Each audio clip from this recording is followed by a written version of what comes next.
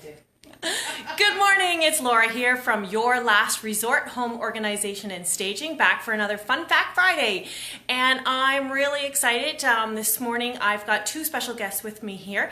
I've got Candy and Laurel, and they're both with the Canadian Mental Health branch from Kings County, and we're going to be talking about cluttering and mental health and lots of really interesting things. So just want to say a special thank you to them for joining us. I have known Candy since probably elementary school, I think, isn't it, Ben? Third grade, yes. Third grade, yeah. So Candy and I go way back, and we've just finished the Fill a Box of Cheer program where we made 507 boxes. Boxes of goodies for lots of people throughout Kings County who are in need at Christmas time, including a lot of clients from CMHA. So this is kind of a conversation Candy and I are having, doing boxes, so I thought this would be a great topic to come on live and to talk about. And Laurel is also here, and I'm going to get them each to introduce themselves and just tell us quickly about what they do with CMHA. And then we'll get into talking about clutter. So thank you, ladies. Yay. So, Candy, you want to start? So I'm Candy O'Brien. I'm the housing support worker for the Canadian Mental Health Association, Project Hope, housing outreach, and peer support, or peer empowerment, sorry. Yeah. There we go. Sorry, I'm just getting the camera. All right, Laurel, go. And I'm Laurel Taylor, and I'm also with the Canadian Mental Health Association. I'm the team lead for Project Hope, and so we work with people in Kings County who are homeless or at risk of homelessness to work out plans to get them housed. And I also instruct mental health first aid. So. Fantastic. I can't wait. Hoping to take the mental health first aid course in April with Laurel. Yes. So I think that'll be a great skill to have. So, thank you. So, first of all, I just want to kind of talk about clutter in general, and often you hear that your space around you kind of reflects with what's going on in your mind and your life. And did you want to just talk to? Sure, I can. That? Yeah, absolutely. So sometimes we also do eviction prevention here with Project Hope. So sometimes we get some clients that have come in, and for whatever reason, their homes have become in a state where their landlords have told them they need to clean it up. And so sometimes that's a really hard thing to come in and say to somebody like, my anxiety is such, or my depression is such that I don't even know where to start. I don't know where to start with what to do about the state of my home. And I guess I think it comes so overwhelming that you don't even want to start because you don't even know where to start. And you don't, and there's no end game, and so you think it's going to go on forever. So you just keep putting it off and putting it off, and it just gets bigger and bigger. And insurmountable.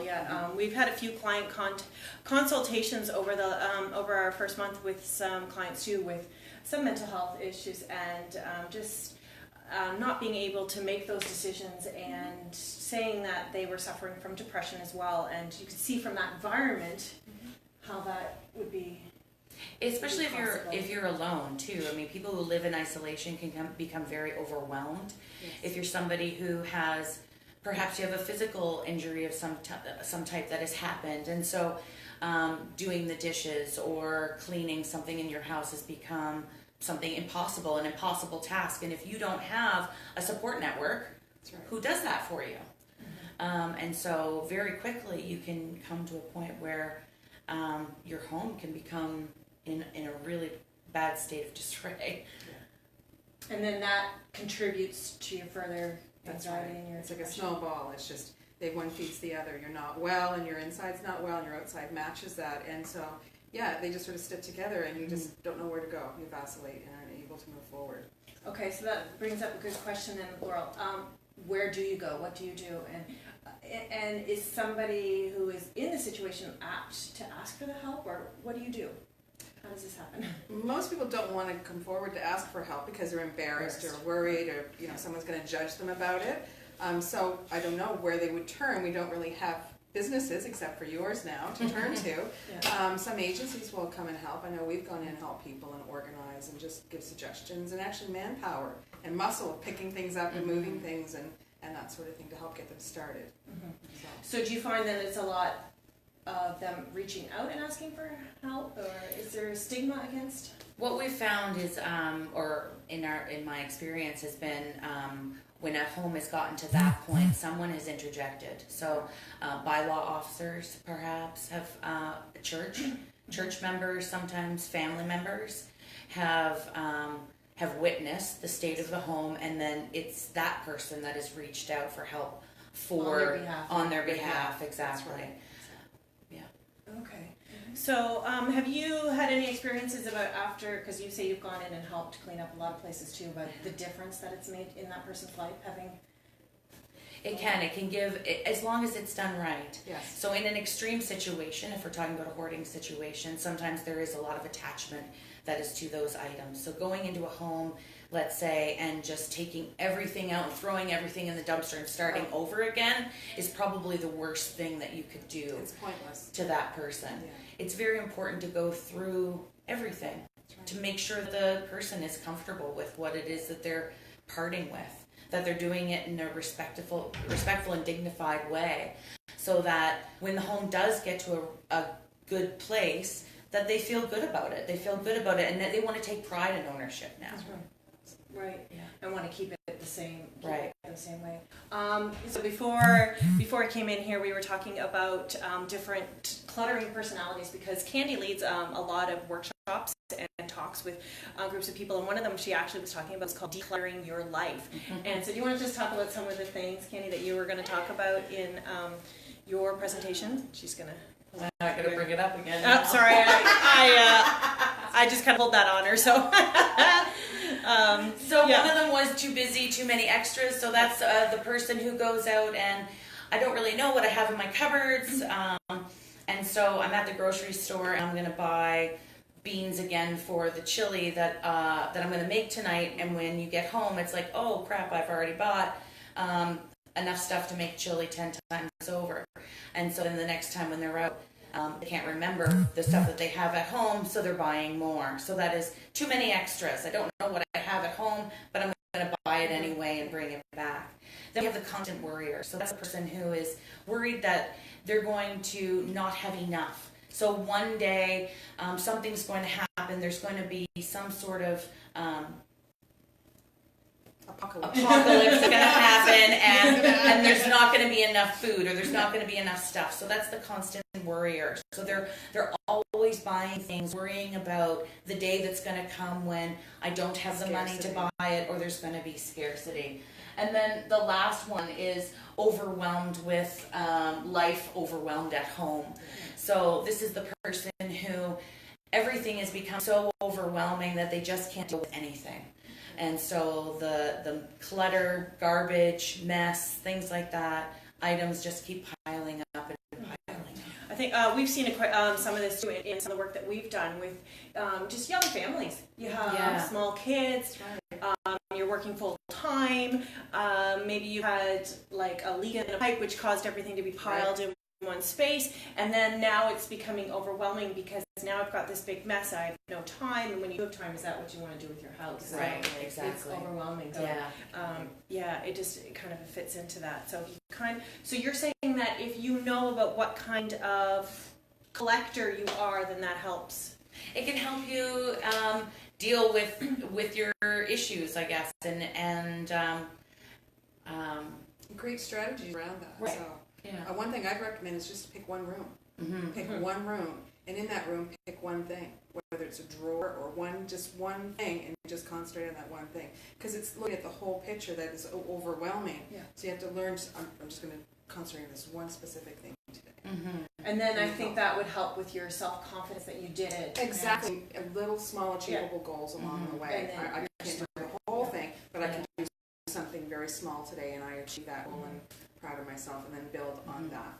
Yeah. Creating support for yourself. Yes, absolutely. Having friends, family, not isolating yourself. And so when it does become overwhelming, you have that buddy, somebody that you can call. Even if it's somebody who just sometimes sits there and drinks a cup of tea while you're doing your dishes or folding your laundry is sometimes all you need, right?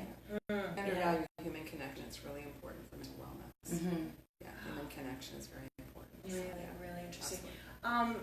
Another question I have too is that if you have somebody in your life, like maybe in your family, like a friend or who has a clutter problem, what do you recommend on how you approach a person and to do that in a supportive way to offer help or say, not you. I mean, there's so many problems with saying, wait, you've got to go in and you've got to throw this all out, right? That's not helpful. We've already talked about that. So, what do you suggest, and how? Do you have any tips on?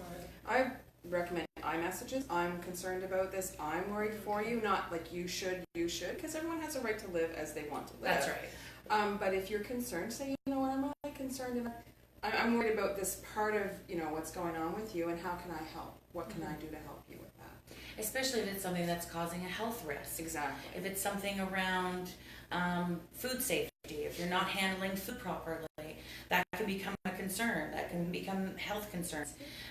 If there's a lot of stuff in a home, let's, for example, use a mini home, for example, and you can't turn on your heat, you can cause issues to the home where it will actually separate from itself, and now you're having elements. Your home is now open to the elements. So if these are major concerns that can cause real major health issues to someone. I'm just thinking of mice too, and all of that too. Yeah. So it's important. It is important to deal with it, but to deal with it respectfully. Yeah. Because everybody is a human too, as you say, you have a That's right right. to.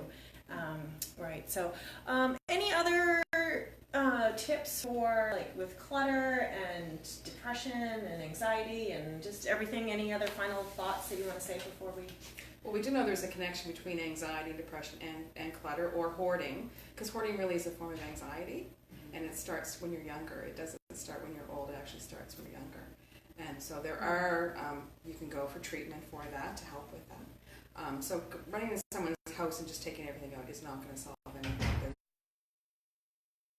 They're going to get back where they were before, and you're probably going to make them really upset that you've taken their things, because they've created an emotional attachment to those physical things. And so you need to replace that with something else. So just taking this stuff And reframe your reframing your thoughts, and that takes time, and it takes effort, and it's not just an overnight kind of light bulb moment. It really is. And you can be a neat hoarder as well. You can have things all nice and tidy and collect lots of things as well. So It's not a lot of stuff. and have a lot of stuff. And we do in our society, in our world. Our world is about consumerism. It's getting things, and so it is very difficult sometimes to go, what do I really need? What do I really want? And going for, I know myself, I'm going through the empty nest. So it's all kid stuff. What do I do with all these things? And so at my place, we've really learned to be very, no, this would be nice for someone else, and give and donate. And so it isn't just us keeping, but it took me a while to get to that space. It really took me a little time to go, I don't need that extra whatever. But if I just ripped it out earlier, I think it would have been really longing for it. But you need to go through the process. You need to go through that process of change and changes in people's life. So. Actually, and one other thing too, speaking of donations, one of the things we were talking about earlier was that people like to give away things, but they don't like to give them away unless they know they're going to go somewhere that they can be used, because the item could still be good. So that's part of the difficulty of getting rid of things. And I know sometimes you, through Project Hope and through CMHA here, that you help to set up clients and homes and things, and sometimes you need donations. Absolutely. So what kind of things would you be looking for? Kitchen supplies, utensils, plates, cups, that sort of stuff. Linens, towels are always really good stuff. Totes sometimes. Cleaning supplies. So that's something that if somebody had a donation, they should phone you first to say that they have it, to make sure you have. Sure, absolutely. Yeah, they can give us a call. The office number here is 902-679-7573. Okay, so that's the best way to do absolutely. that. Great. So that's a great way to be able to help declutter your own house and to be able to help other people in need too. So my very final question, this is kind of just a fun one that I like to ask the guests who are on our show. I like to know, because our business is called Your Last Resort, and it's about turning your house into your own resort. What do you ladies like to do at home to make you, when you're relaxing, what's something that you like to do? I like to organize. It sounds terrible. I have a little craft room that I made for myself out of a spare bedroom, and I love to go in there and look at the stuff I have and pull something out and make something for someone. So that's what I like to do, is just relax. I'm a bath person. I like to have the bath and the candles and all that kind of stuff. Yeah. Nice. I would think yours also might be some music. Yes. Yeah. Yeah. Music. She's an an incredible musician and sings. Yeah, she's incredible at a lot of things. Both ladies are. So anyway, so thank you so much. Any final You're welcome. words? I think we covered a great deal of things that I found that really interesting. Just the connections between mental health and anxiety, depression, and how your clutter around you can affect you. So make sure to reach out to somebody in your life. And if you are overwhelmed and you do need help, you can always come to us at yourlastresort.ca, and we're happy to come in and help you with that and have a free consultation and see how we might be able to help you so that you can start living a healthier and better life for yourself as well. So thank you so much, Katie and Laurel, and we'll tune in next week for another fun. We're going to be talking about pharmacies and medicine cabinets and drugs and all that kind of fun stuff next week. Very important. Very Where you important. keep your drugs is really Exactly, important. and to how old you keep them. So that's going to be our topic next week. So tune in, and thank you very much. Bye.